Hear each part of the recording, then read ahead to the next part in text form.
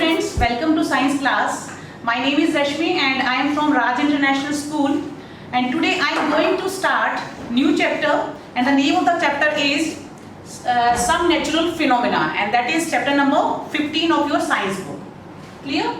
So in this chapter we will discuss about the lightning and earthquake.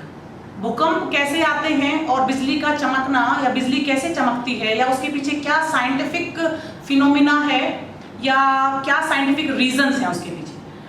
7th standard में बेटा हमने ये सब चीजें पढ़ी थी, थंडरस्टॉर्म के बारे में पढ़ा था। तो थंडरस्टॉर्म क्या होता है? ऐसा स्टॉर्म, ऐसा तूफान जिसमें कि लाइटनिंग भी हो और साथ में थंडर भी हो, यानी कि बिजली भी चमके और गड़गड़ाहट भी हो, आवाज भी प्रोड्यूस हो।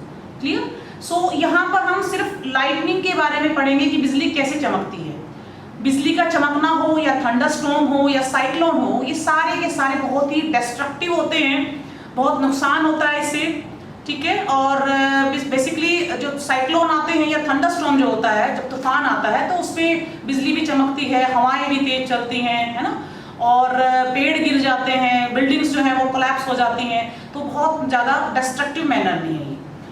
तो लाइटनिंग को समझने से पहले बिजली कैसे चमकती है तो उससे हम one by one step by step उस चीज तक पहुंचेंगे, क्योंकि लाइटनिंग जो है वो चार्ज के एक्यूमुलेशन से ये चीजें होती हैं। जब क्लाउड्स में पॉजिटिव और नेगेटिव चार्ज बहुत ज्यादा इकट्ठा हो जाता है, एक्यूमुलेट हो जाता है, तो उस सेंस में वहां पर हम एक सडन स्ट्रीक ऑफ लाइट जो है, फ्लैश ऑफ लाइटनिंग जो हमें दिखाई देती है, वो इसी वजह से है।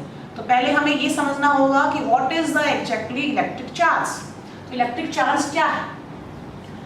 देखिए, लगभग हम ये मान सकते हैं कि 2500 साल पहले एक साइंटिस्ट हुए, ग्रीक साइंटिस्ट, थेल्स नाम था उनका, और उन्होंने ये देखा, ऑब्जर्व किया कि जब एम्बर को जब किसी सिल्क क्लॉथ से उसको रब किया जाता है तो एम्बर कुछ टाइनी फेदर्स बहुत हल्के होते हैं, लाइट वेटेड होते हैं, तो ऐसे हल्के पार्टिकल वाली चीजों को यानी फेदर्स को वो अट्रैक्ट करता है।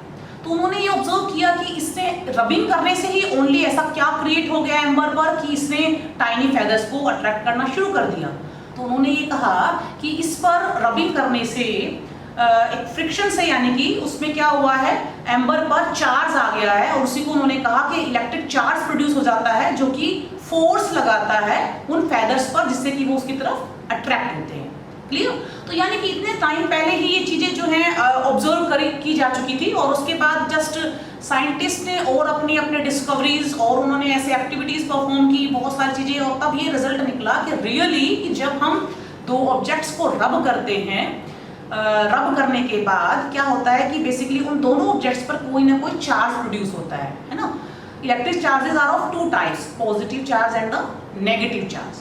एक छोटी सी एक्टिविटी है जो हम बहुत बार करके भी देख सकते हैं, करते भी हैं, क्लास में भी कर सकते हैं, और नॉर्मली आप अपने घरों में भी मतलब उसको कर सकते हो, उस एक्टिविटी को, कि जब हम कभी भी प्लास्टिक कॉम्ब को ऑब्जर्व किया होगा आपने बहुत बार कि प्लास्टिक कॉम्ब को जब अपने ड्राई हेयर से आप रब करते हैं, ठीक है, या स्केल, प्लास्टिक स्केल भी आप ले सकते हैं, स्केल को अगर हम ड्राई हेयर से रब करते हैं तो जस्ट हम ये ऑब्जर्व करते हैं कि वो कॉम्ब या प्लास्टिक स्केल टाइनी जो पेपर के पीसेज हैं उनको अट्रैक्ट करना शुरू कर देता है, उनको अपनी तरफ अट्रैक्ट करेगा, चिपक जाएंगे, they will cling to the plastic scale, वो चिपक जाते हैं उसे। ऐसा क्यों होता है बेटा?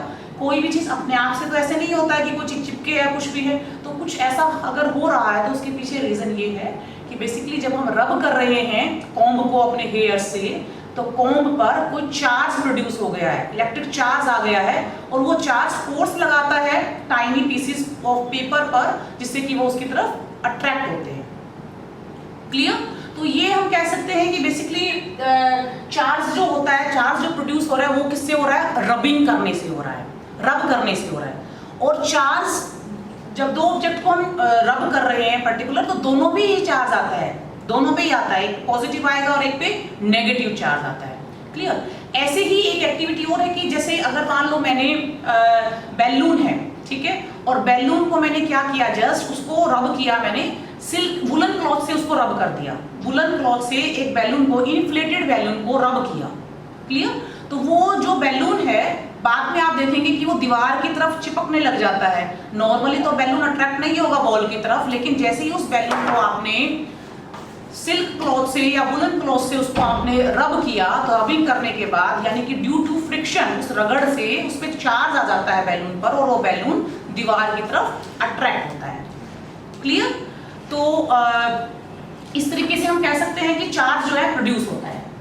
अब ये क्वेश्चन यहाँ पे ये देखिएगा, ये मैंने यहाँ लिखा है कि इंसुलेटर्स, है ना, तो इंसुलेटर्स में लिखा है insulators like glass rod, plastic comb, ball pen refill, है ना, बॉल पेन रिफिल, इन सब में जब इन सब चीजों को, ऐसे ऑब्जेक्ट्स को जो इंसुलेटर हैं उनको अपने हाथ में रखकर और हम किसी दूसरे उससे रब कर रहे हैं, जैसे कि बैलून को हमने वुलन क्लॉथ से किया, ठीक है, और बॉल पॉइंट जो रिफिल होता है, बॉल पेन का जो रिफिल होता है उसको अगर सपोज मैंने पॉलिथीन से रब किया, है ना, तो क्या है, ये बॉल पेन क्या है, ये आपका इंसुलेटर है, और रबड़ जो बैलून है वो भी क्या है, आपका इंसुलेटर है। तो इस तरीके की चीजों को हम चार्ज कर सकते हैं अपने हाथ में रखे रखे ही, कोई दिक्कत नहीं होती है। लेकिन अगर हम कोई ऐसा कंडक्टर, जैसे कि मैंने अगर कोई मेटल का कोई ऑब्जेक्ट ले लिया, है ना, मेरे पास स्पून है और उस स्पून पे मैं चाह रही हूँ कि उसको किसी दूसरे ऑब्जेक्ट से रब करूँ और रबिंग करने से उस स्पून पे चार्ज आ जाए, तो बेटा नहीं हो पाएगा।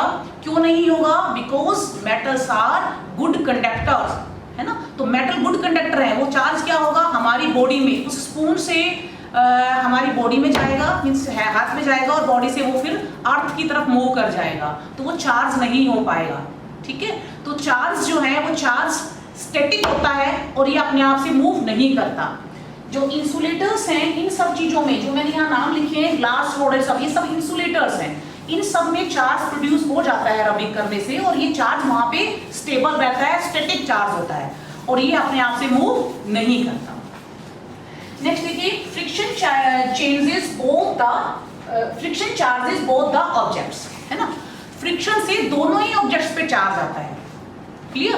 तो यहाँ पर हम मेटल वगैरह, मेटल की चीजें नहीं लेंगे, बेसिकली यहाँ पर हम एक्टिविटी के थ्रू या ये समझ सकते हैं कि मैंने एक बॉल पेन रिफिल लिया और उसको मैं रब कर रही हूँ पॉलिथीन से, या मैंने बैलून लिया और बैलून को रब कर रही हूँ वुलन क्लॉथ से, है ना, तो इस तरीके की चीजें मैं जब ले रही हूँ तो एक पर पॉजिटिव और दूसरे पर नेगेटिव चार्ज आएगा। जैसे कि बॉल पेन को मैंने लिया, तो बॉल पेन को मैं रिफिल को किससे रब कर रही हूँ, जस्ट पॉलिथीन से रब कर रही हूँ, तो एक ऑब्जेक्ट पर पॉजिटिव और दूसरे पर नेगेटिव चार्जेस आएगा, क्योंकि मैंने आपको बताया कि चार्ज जो है रबिंग से या फ्रिक्शन से चार्ज प्रोड्यूस होते हैं, और उसकी वजह से ही अब जो बॉल पेन रिफिल है उसमें चार्ज आ गया और उसको फिर मैं कहीं और लेके, उसमें चार्ज है ऑलरेडी, क्लियर, अब मैं उसको कुछ छोटे छोटे पेपर के पीसेस है उनके पास अगर लेके जा रही हूँ तो वो अट्रैक्ट कर रहा है, क्योंकि उस पर चार्ज है और वो चार्ज फोर्स लगा रहा है, जिसकी वजह से वो अट्रैक्ट हो जाते हैं रिफिल की तरफ। ठीक है जी।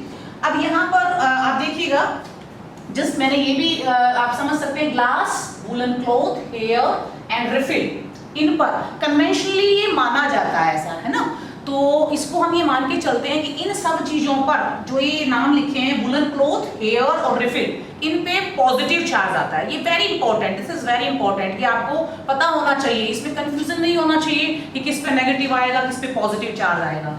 तो हमेशा ग्लास, कांच का कोई पीस मैंने लिया, सपोज मैंने ग्लास रोड ली है कोई, और उसको मैं सिल्क क्लॉथ से रब कर रही हूँ, तो उस पे कैसा चार्ज आएगा, ग्लास रोड पर उस पे पॉजिटिव चार्ज आएगा, सिल्क क्लॉथ पे कैसा आएगा, नेगेटिव आएगा। ऐसे ही वुलन क्लॉथ है, हेयर है और आपका जस्ट है रिफिल है, इन पे पॉजिटिव चार्ज आता है हमेशा। ठीक है, तो ग्लास को सिल्क क्लॉथ से रब कर रहे हैं अगर हम, तो उन पे अपोजिट रहेगा बेसिकली, है ना। और इसी तरीके से जस्ट सिल्क है, बैलून है, कॉम, पॉलिथीन, इन पर नेगेटिव चार्ज आता है। तो this is about the electric charge and the types of charges, कि ये समझना हमें इसलिए इम्पोर्टेंट है क्योंकि चार्ज से रिलेटेड ही है। लाइटनिंग जो है, लाइटनिंग जो प्रोसेस है वो चार्ज से रिलेटेड है। मैंने आपको बताया स्टार्टिंग में कि क्लाउड्स में पॉजिटिव और नेगेटिव चार्ज जब इकट्ठा हो जाता है तो बिजली चमकती है, या जो स्ट्रिक ऑफ लाइटनिंग है जो हमें दिखती है और बहुत ही डेंजरस होती है, जहाँ कहीं पर गिर जाती है तो वो बहुत नुकसान होता है, तो वो इन चार्ज से ही रिलेटेड है। तो मैं दोबारा से एक बार समराइज कर रही हूँ इस पॉइंट को, इस टॉपिक को, कि जस्ट इलेक्ट्रिक चार्ज क्या है। इलेक्ट्रिक चार्ज को सबसे पहले थेल्स ने, जो एक ग्रीक साइंटिस्ट थे, उन्होंने ऑब्जर्व किया था। ठीक है, कम से कम हम ये मान सकते हैं 2500 साल पहले उन्होंने ऑब्जर्व किया था इस चीज को। सेकेंड थिंग कि चार्ज जो प्रोड्यूस होता है वो रबिंग से चार्ज प्रोड्यूस होता है और दोनों ऑब्जेक्ट पर होता है। जिस पर चार्ज आएगा उसको चार्ज, एक चार्ज ऑब्जेक्ट जिस पे चार्ज है ऑलरेडी, और नॉर्मली एक चीज वैसे ही रखी हुई तो उसको हम अनचार्ज ऑब्जेक्ट भी कह सकते हैं। Clear? So this is about the electric charge and the how charge is produced by rubbing the two objects. Clear? Thank you.